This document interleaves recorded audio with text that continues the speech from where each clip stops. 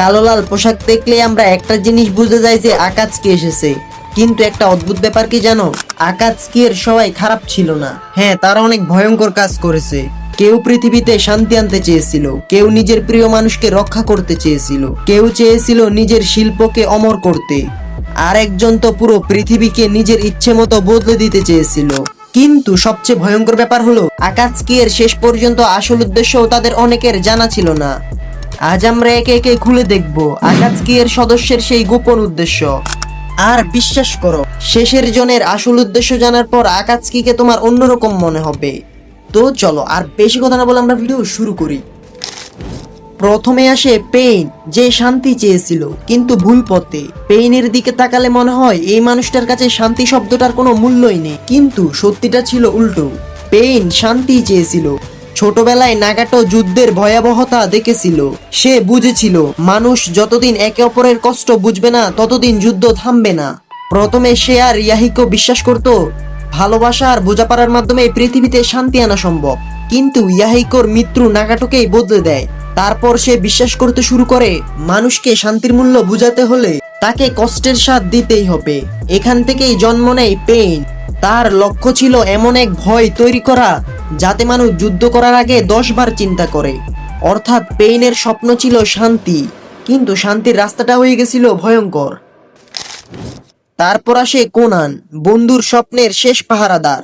কোনানের গল্পটা একটু আলাদা। সে শুধু আকাজকি এর একজন সদস্য ছিল না, সে ছিল ইয়াহিকো এবং নাগাটো এর স্বপ্নের সঙ্গী। তিনজন একসময় এমন একটা পৃথিবীর স্বপ্ন দেখেছিল যেখানে তাদের গ্রামের শিশুরা যুদ্ধের মধ্যে বড় হবে না। ইয়াহিকো চলে যাওয়ার পর সে স্বপ্ন প্রায় শেষ হয়ে গিয়েছিল, কিন্তু কোনান থামেনি। সে নাগাটো এর পাশে দাঁড়িয়েছিল। তার কাছে আকাজকি শুধু একটা সংগঠন ছিল না, এটা ছিল তার হারিয়ে যাওয়া বন্ধুদের স্বপ্ন। এই কারণে শেষ পর্যন্ত সে সেই স্বপ্ন রক্ষা করতে নিজের জীবনও ঝুঁকিতে ফেলেছিল। তো তারপরে আসে ইটাচি, যে চেয়েছিল সবাই তাকে ঘৃণা করুক। तू आती है सीने में जब जब सांसें भरता हूँ। এবার এমন একজন যাকে দেখে মনে হয় সে আকাজকি এর সদস্য হওয়ার জন্যই জন্মেছিল, কিন্তু ইটাচি এর গল্প শুনলেই বুঝবে সে আসলে নিজের জন্যই কিছুই চায়নি। ইটাচি এর সামনে ছিল ভয়ঙ্কর একটা পরিস্থিতি। একদিকে নিজের ক্ল্যান, অন্যদিকে নিজের গ্রাম, আর মাঝখানে ছিল ছোট ভাই সাসকে। সে এমন একটা সিদ্ধান্ত নেয় যার ফলে পুরো পৃথিবী তাকে ঘৃণা করবে, কিন্তু সাসকে বেঁচে থাকবে। ইটাচি জানতো সাসকে যদি তাকে ঘৃণা করে তাহলে সে বেঁচে থাকবে, আর যদি ইতাচি সত্যিটা বলে দেয় তাহলে হয়তো সাসকেও সেই অন্ধকারের মধ্যে হারিয়ে যাবে।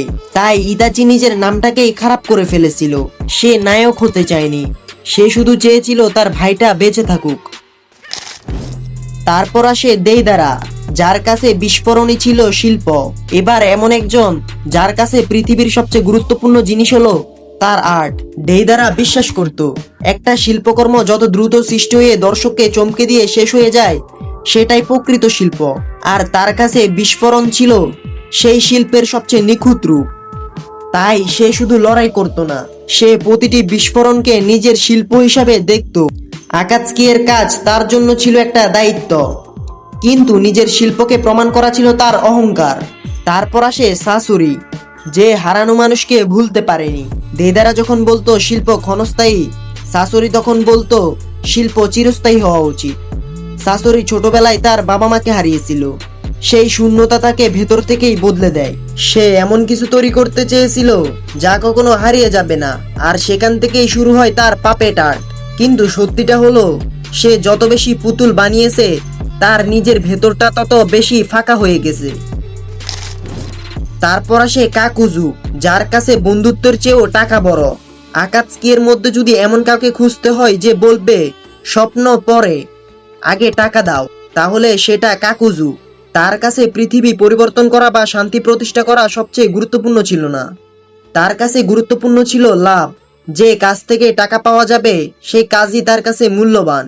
এ কারণে কাকুজু অন্যদের থেকে এত আলাদা, কারণ যেখানে অন্যরা নিজেদের বিশ্বাসের জন্য লড়েছে, কাকুজু হিসাব করেছে এটা থেকে আমি কত টাকা পাবো। তারপর আসে কিসামে, যে সত্যিকারের পৃথিবী খুঁজছিল। কিসামে এর গল্পটা প্রথম দেখায় যতটা সাধারণ মনে হয় আসলে ততটা নয়। সে এমন একটা পৃথিবীতে বাস করত যেখানে মানুষকে অনেক কিছু লুকাতে হতো। বিশ্বাসঘাতকতা, গোপন তথ্য, মিথ্যা সবকিছুই তার কাছে স্বাভাবিক হয়ে গেছিল। এক সময় সে বুঝতে পারে এই পৃথিবীতে সত্যিকারের কিছুই নেই। তাই সে এমন একটা পৃথিবী খুঁজছিল যেখানে অন্তত মিথ্যা থাকবে না। এ কারণেই তার মানসিকতা এত অন্ধকার হয়ে গিয়েছিল। এবার হলো ওবিটো উচিহা, যে বাস্তব পৃথিবীকে মেনে নিতে পারেনি। এবার আসলো ভয়ঙ্কর জায়গায়। ওবিটো একসময় ছিল অন্যরকম। সে স্বপ্ন দেখত হোকাগে হওয়ার, কিন্তু জীবনের কিছু ঘটনা তাকে এমনভাবে ভেঙে দেয় যে সে বাস্তব পৃথিবীকে ঘৃণা করতে শুরু করে। তার কাছে বাস্তব পৃথিবী মানে হারানো, কষ্ট, যুদ্ধ আর প্রিয় মানুষকে হারানোর ভয়। তখন ওবিটো সিদ্ধান্ত নেয়, যদি বাস্তব পৃথিবী এত কষ্টের হয়, তাহলে এমন একটা পৃথিবী তৈরি করব যেখানে কেউ কষ্ট পাবে না। শুনতে ভালো লাগছে, কিন্তু সমস্যা হলো সেই পৃথিবী সত্যিকারের পৃথিবী ছিলই না। সে ইনফিনিট সুকুয়ুমির মাধ্যমে সবাইকে নিজের স্বপ্নের মধ্যে আটকে রাখতে চেয়েছিল। অর্থাৎ ওবিটো পৃথিবী ধ্বংস করতে চাইছিল না, সে চেয়েছিল বাস্তব পৃথিবীর জায়গায় নিজের কল্পনার পৃথিবী বসাতে। তারপর আসে ব্ল্যাক জেটসু, যে সবাইকে ব্যবহার করছিল। এবার আসল টুইস্ট, পেইন, ওবিটো, মাদারা, এমনকি আকাৎসুকির পুরো পরিকল্পনা, সবকিছুর পিছনে এমন একজন ছিল যার উদ্দেশ্য ছিল আরো গভীর, ব্ল্যাক জেটসু।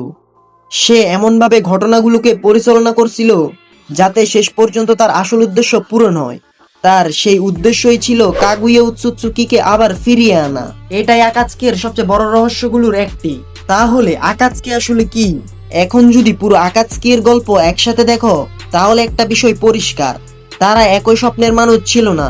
পেইন শান্তি চেয়েছিল, কোনান চেয়েছিল তার বন্ধুদের স্বপ্নকে বাঁচিয়ে রাখতে, ইতাচি চেয়েছিল সাসকেকে রক্ষা করতে, দেইদারা চেয়েছিল তার শিল্পকে প্রমাণ করতে, সাসরি চেয়েছিল হারানো জিনিসকে চিরস্থায়ী করতে, কাকুজু চেয়েছিল অর্থ, কিসামে চেয়েছিল মিথ্যাহীন পৃথিবী, ওবিটো চেয়েছিল নিজের কল্পনার শান্তি, আর ব্ল্যাক জেটসু সে চেয়েছিল কাগুয়াকে আবার ফিরিয়ে আনতে। তাই আকাৎসুকি শুধু একটা ভিলেন গ্রুপ ছিল না, এটা ছিল এমন কিছু মানুষের দল যারা প্রত্যেকে নিজের কষ্ট থেকে একটা স্বপ্ন তৈরি করেছিল। কিন্তু সেই স্বপ্ন পূরণ করতে গিয়ে তারা এমন এক পথে চলে যায় যেখান থেকে ফিরে আসা আর সম্ভব ছিল না। নারুটো অ্যানিমের সবচেয়ে সুন্দর ব্যাপার এখানে সব চরিত্রকে শুধু ভালো অথবা খারাপ দুই ভাগে ভাগ করা যায় না। কারণ কখনো কখনো একজন মানুষ ভুল কাজ করে, কিন্তু তার পেছনের কারণটা বুঝলে তুমি তার প্রতি ঘৃণার পাশাপাশি তার কষ্টটাও বুঝতে পারবে। আর আকাৎসুকি তার সবচেয়ে বড় উদাহরণ। তোমার মতে আকাৎসুকির সবচেয়ে ভালো উদ্দেশ্য কার ছিল, পেইন, ইতাচি নাকি ওবিটো? তোমার মতামত কমেন্টে জানাও। আর আজকের জন্য এতটুকুই, দেখা হচ্ছে নেক্সট ভিডিওতে। ততক্ষণের জন্য ভালো থাকবে, সুস্থ থাকবে, আর হ্যাঁ, অবশ্যই ভিডিওতে একটা লাইক করে দিবে। তো আল্লাহ হাফেজ।